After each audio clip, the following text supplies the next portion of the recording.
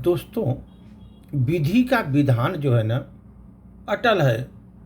कहाँ पर क्या होना है, कौन घटनी घटना है, घटनाएं घटनी है, सब पहले से निश्चित है सर। विधि के विधान को कोई टाल नहीं सकता। कभी कितना भी आप कोशिश कर लो, विधि के विधान को टालना बड़ा मुश्किल होता है सर। उस पर एक छोटी सी प्रस्तुति। एक बार सर, भगवान विष्णु गरुड़ पर बैठ करके कैलाश पर्वत पर गए। भगवान विष्णु गरुड़ पर बैठ करके कैलाश पर्वत पर गए और द्वार पर गरुड़ को छोड़ करके खुद शिव से मिलने के लिए अंदर गए। अंदर चले गए शिव भगवान से मिलने के लिए। तब कैलाश की अपूर्व प्राकृतिक शोभा को देख करके, इतनी बढ़िया मनोहर शोभा को देख करके गरुड़ मग्न हो गए एकदम से। तभी उनकी नज़र एक खूबसूरत सी चिड़िया पर पड़ी। बहुत खूबसूरत चिड़िया थी, उस पर उनकी गरुड़ जी की नज़र पड़ी। उसकी विचार जो है ना, उसकी ओर आकर्षित करने लगे गरुड़ को। उसी समय कैलाश पर यम देवता पधारे और अंदर जाने से पहले उन्होंने उस छोटे पक्षी को बहुत आश्चर्यचकित से देखा। जो चिड़िया थी, बहुत आश्चर्यचकित से देखा उन्होंने। आश्चर्यचकित दृष्टि से जब देखा यम ने, गरुड़ समझ गए, अरे भाई, इस चिड़िया का अंत तो निकट है और यम देव कैलाश से निकलते ही अपने यमलोक में लेकर जाएंगे, इसको छोड़ेंगे नहीं। गरुड़ को बहुत दया आई उस समय। इतनी छोटी और सुंदर चिड़िया को वो मरता हुआ नहीं देख सकते थे। गरुड़ उस छोटी चिड़िया को मरता हुआ नहीं देख सकते थे। उसे अपने पंजों पर दबाया और कैलाश से हजारों कोस दूर एक जंगल में चट्टान के ऊपर छोड़ दिया। अब खुद वापिस आकर कैलाश पर बैठ गए। आखिर जब यम बाहर आए तो गरुड़ ने पूछ लिया कि उन्होंने उस चिड़िया को इतने आश्चर्यचकित से क्यों देखा था। आपने उस चिड़िया को इतने आश्चर्यचकित से क्यों देखा था, गरुड़ ने पूछा। तो उस समय ज्ञात हुआ,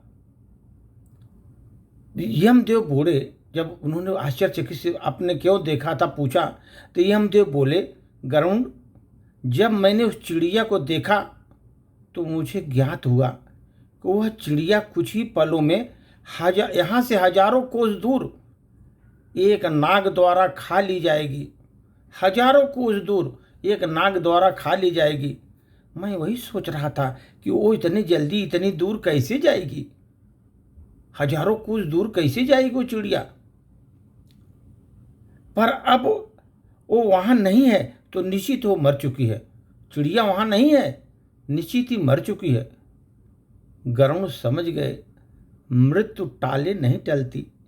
चाहे कितनी भी चतुराई की जाए,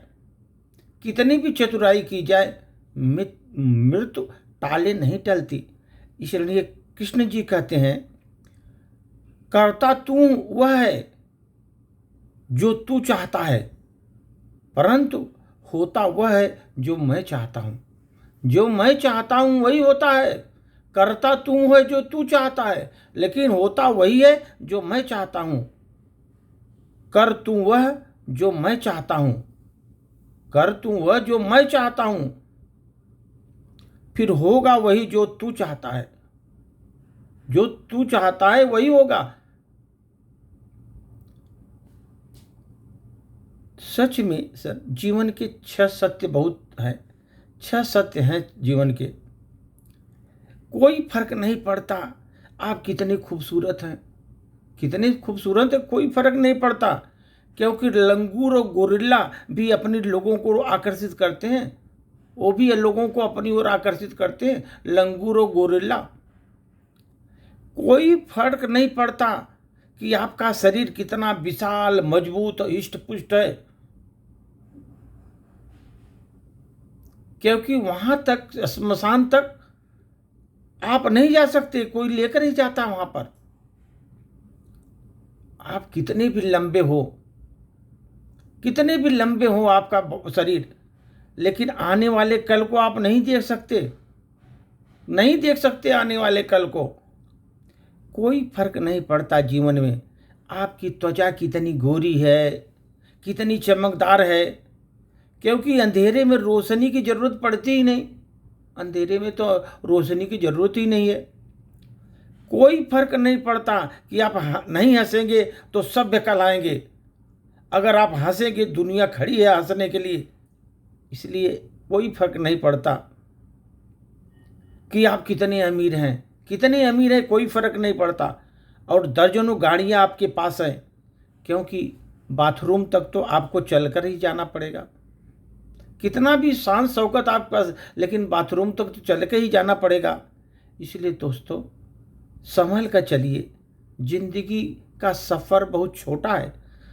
हंसते हंसते काटिए, आनंद से काटिए, आनंद से काटिए। और ये ध्यान रखिए कि विधि का विधान अटल है, जो होना है वो तो होगा ही। कितनी आप सुरक्षा रखो, कितने भी आप उसमें ढंग से रहो, लेकिन जो विधि का विधान है अटल है, जो होना है वो कर ही रहता है। धन्यवाद।